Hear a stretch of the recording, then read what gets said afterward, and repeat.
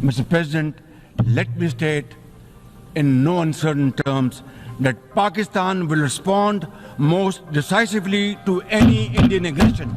Pakistan should realize that cross-border terrorism against India will inevitably invite consequences.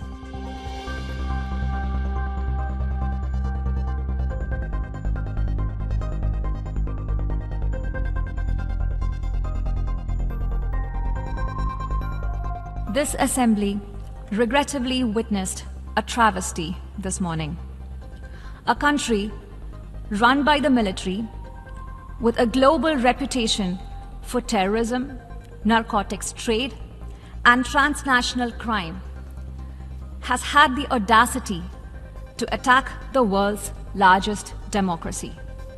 I speak about the reference to India in the speech of the Pakistani Prime Minister.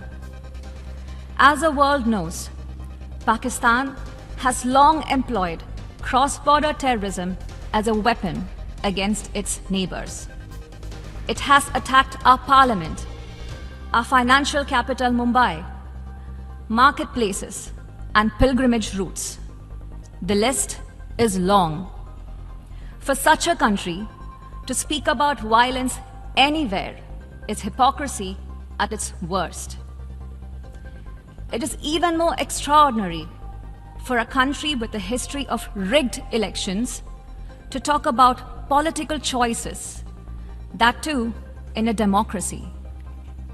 The real truth is that Pakistan covets our territory and in fact has continuously used terrorism to disrupt elections in Jammu and Kashmir, an inalienable and integral part of India. A reference has been made to some proposal of strategic restraint. There can be no compact with terrorism. In fact, Pakistan should realize that cross-border terrorism against India will inevitably invite consequences.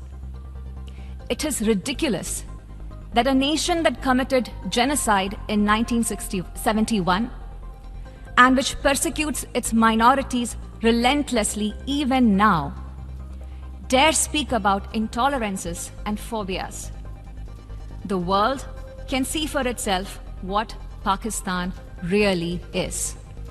Mr. President, we are talking about a nation that for long hosted Osama bin Laden, a country whose fingerprints are on so many terrorist incidents across the world, whose policies attract the dregs of many societies to make it their home. Like the people of Palestine, the people of Jammu and Kashmir too have struggled for a century for their freedom and right to self-determination. Instead of moving towards peace, India has resiled from its commitments to implement the Security Council resolutions on Jammu and Kashmir. These resolutions mandate a plebiscite to enable the people of Jammu and Kashmir to exercise their fundamental right to self-determination. Day in and day out, 900,000 Indian troops terrorized the people of occupied Jammu and Kashmir with draconian measures including prolonged curfews, extrajudicial killings, and the abduction of thousands of young Kashmiris. India is seizing Kashmiri lands and properties and settling outsiders into occupied Jammu and Kashmir in their nefarious design to transform the Muslim majority into a minority. India's policy of brutal coercion and oppression in occupied Kashmir has ensured that Burhan Wani's legacy continues to inspire the struggle and sacrifices of millions of Kashmiris.